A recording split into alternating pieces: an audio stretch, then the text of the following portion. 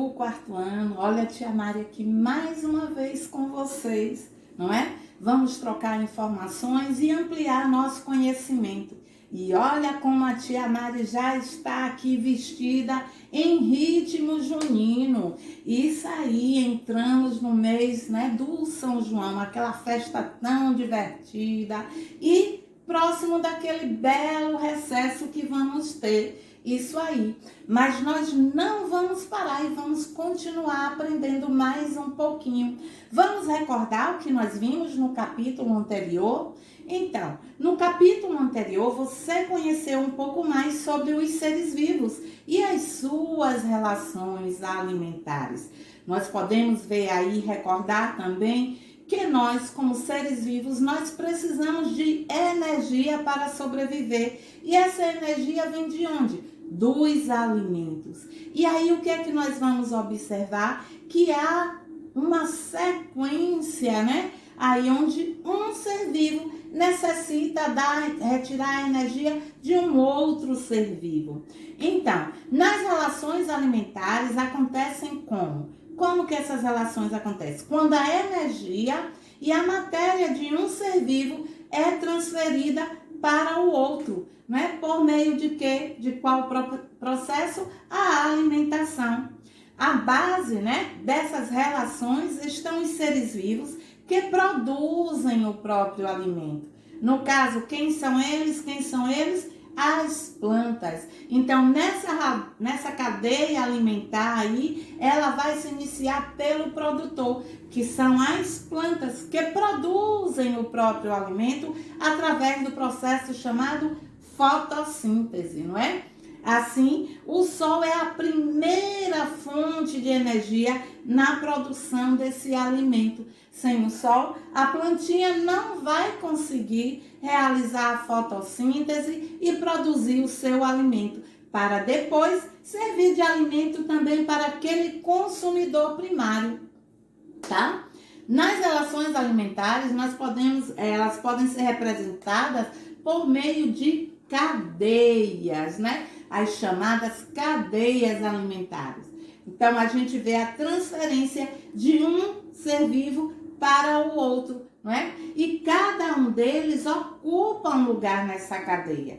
O primeiro membro é um ser vivo produtor, como a tia Mari acabou de falar para vocês, não é? O que produz o próprio alimento. Depois há um consumidor primário, que vai se alimentar daquele produtor. E aí vem o consumidor secundário, que vai se alimentar daquele consumidor que se alimentou de quê? Da plantinha, do produtor. E aí vai seguir por diante. Temos também nessa cadeia alimentar que não pode faltar os decompositores. Quem são esses?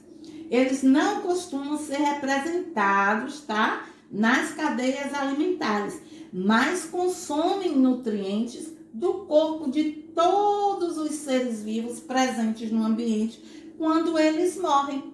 Exatamente. Olha que função aí muito importante desse personagem, né? Desses decompositores. E aí, para dar prosseguimento, tá? Para prosseguir aí nos nossos estudos, nós vamos aprender no capítulo 8 sobre os ciclos, né, e fluxos. O que é isso, tia Mari? Nós já podemos observar que na sequência de vida, né, de fases de vida desses seres vivos, eles passam por muitas mudanças, eles passam por ciclos. O que são os ciclos? Uma sequência de acontecimento. Então, o bebê nasce, vira criança, adolescente, adulto e envelhece. Ai, tia, então só os seres humanos passam por esse ciclo? Não, os animais também. E alguns passam por uma transformação mais específica, chamada de quê? Metamorfose, como é o caso das lagartas e dos sapos, tá? Tem um trecho de uma musiquinha do Raul Seixas que fala assim: eu prefiro ser essa metamorfose ambulante do que ter aquela velha opinião formada sobre tudo. Então, o que é que ele quer dizer aí? Que é muito importante essas mudanças, que é muito importante essas transformações, né? Na música ele fala que ele não quer continuar com a mesma opinião, ele quer passar por essa metamorfose. Mas na vida dos seres vivos, eles vão passar por esse ciclo de transformações, ok? E aí, o que é que a gente pode observar? Então, os ciclos só acontecem na vida dos seres vivos? Não. O ciclo também acontece no ciclo da água, né? Quando aquela água cai, evapora, se condensa, aquece, cai de novo e todo o processo vai se repetir, ok? Isso é chamado de ciclo, né? A sequência de acontecimentos, tá? Então, continuando, além do ciclo da vida e o da água, como a gente está vendo aqui agora, também existe na natureza um ciclo de transferência de matéria, que acontece por meio da cadeia alimentar, ok? Ao se alimentar, por exemplo, da madeira e das árvores, né, o cupim ganha parte dessa matéria, né, dessa planta. Depois o tamanduá vem e também vai adquirir parte da matéria do cupim ao se alimentar dele. A sussuarana, aquela onça muito bonita, ao se alimentar do tamanduá, também ganha parte da matéria dele. Como não existe apenas um predador, como não existe um predador para a sussuarana nessa cadeia alimentar, quando ela morrer, a matéria do seu corpo será transformada, né, pelos decompositores e voltará para o ambiente, ok? Fazendo o quê? Tornando aquele solo fértil, né?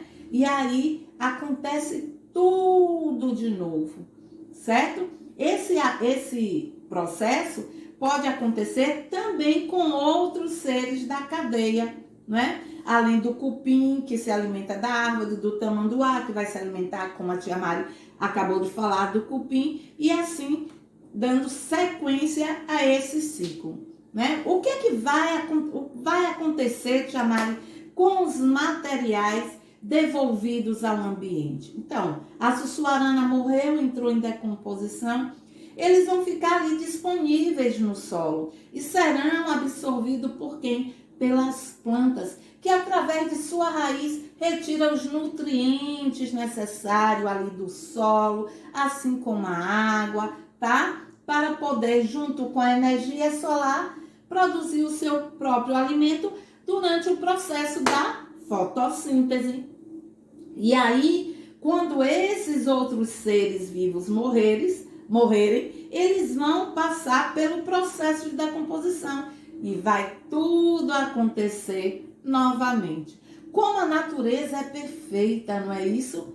Ai, tia Mari, mas esse processo de decomposição é muito feio e nojento. Mas é imprescindível, é necessário que ele aconteça, tá? Então, como nós vimos aí no caso do produtor, né, que são as plantas, a energia solar é fundamental para a produção do próprio alimento, né, para que as plantas e outros seres vivos realizam a fotossíntese, como as algas, né, alguns tipos de bactérias e alguns micro-organismos que estão aí, ó, espalhados pelo ambiente. Porém, a energia solar é absorvida pelos seres produtores, não retorna para o Sol, né? Pois é transferida apenas de um ser vivo para um outro ser vivo em um único sentido.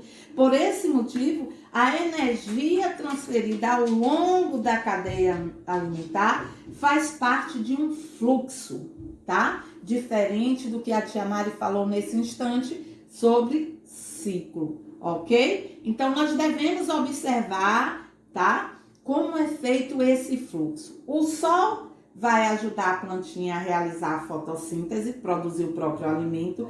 A plantinha vai servir de alimento para um outro ser vivo, no caso, um beija-flor, por exemplo.